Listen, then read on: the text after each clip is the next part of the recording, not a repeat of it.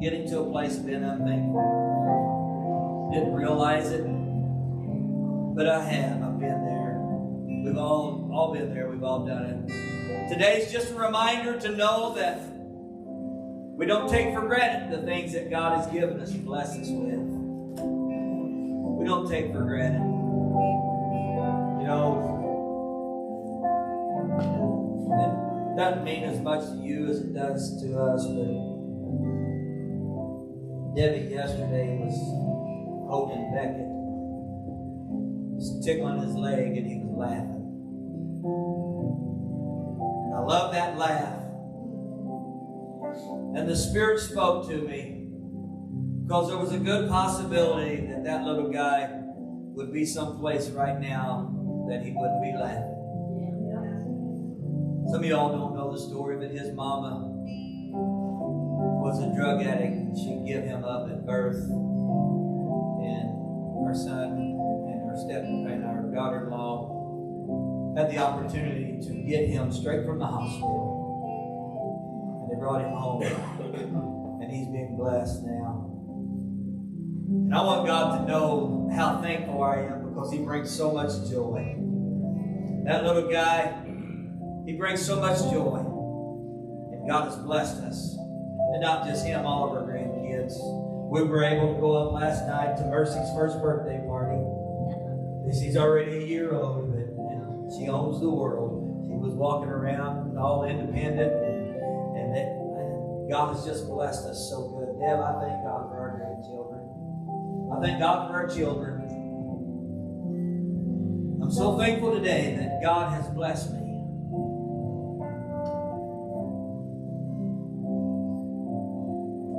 And I want to challenge you today. Keep me accountable to that. If you ever see a time when I'm busy doing something and I get that way, stop me and say, Pastor, just be thankful. Because I get that way sometimes.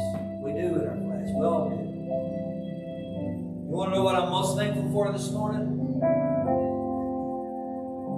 I am most thankful that God didn't reject me when I called out to him.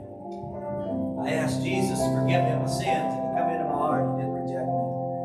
I wasn't offering anything. I had nothing to offer. I was a 14-year-old boy that had nothing except for a stinking beer can collection that was worthless.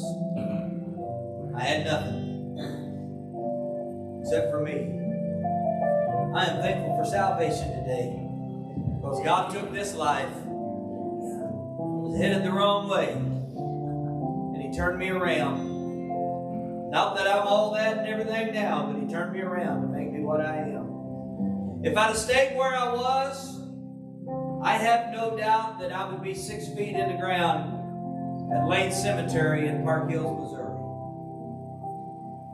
where everyone else, my family's buried. But God said, I don't think so. I surrendered my life to him, and I'm thankful for salvation. We take that for granted so often. We forget the price that was paid for our salvation.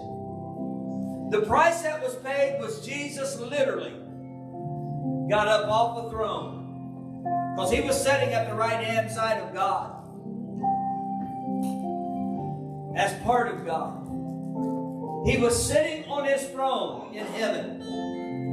Heaven is what we preach about, how there's walls of jasper, streets of gold, and the river of life that's in heaven. Everything is perfect in heaven. Everything's good. And Jesus was there. He was sitting on his throne in heaven. And God said, well, you go to earth to bring salvation to people. So Jesus left heaven. He got up off his throne. And he left heaven. And he come to earth. That sounds crazy to me. Why? Why would he do that? He didn't have to. Why would he leave all the glory of heaven and come to this earth and be born as a baby and live here some 33 years to die on a cross? Why would he do that when he had everything? But he did it. He did it. We take for granted the price that He paid. He didn't only just leave all the glory of heaven and come here. When He come here, He was mistreated. He was spat upon. He was abused and bullied. Cut down. And then they nailed Him like an animal to a tree. So I, Lonnie Jones, a worthless, snot-nosed Jones boy from Iron County that nobody else cared about, but Jesus did. And He died for me. And I am thankful for salvation. I am thankful for salvation. It's what has sustained me and given me life. I don't know where you're at this morning. I don't know what your relationship is with the Lord. I don't know, maybe you've never given your heart to the Lord as far as coming to the altar and asking Him to forgive you and being saved. Being saved just simply means you ask Jesus to come into your heart, and then you're saved. You won't have to go to hell. And if you're here this morning and you have never given your heart to the Lord, what a better time than today. I don't know how anyone could go in this generation without knowing the Lord. You need Jesus. You need Jesus to come into your heart. If you're here this morning and you do not know Him, I want to invite you to this altar this morning. Don't be embarrassed. Don't be shy about it. This is going to be the greatest thing that you've ever done. Come to this altar and give Him your heart and ask Jesus to come into your life today. Thank God for salvation. Thank God for the cross. God thought it was so important that He put a cell adhesive molecule in your body to remind you that you need the cross. You need Jesus. Come on, sing it. While we're singing that, would you come? Come on, come to this altar. Somebody come. If you need Jesus, come to this altar.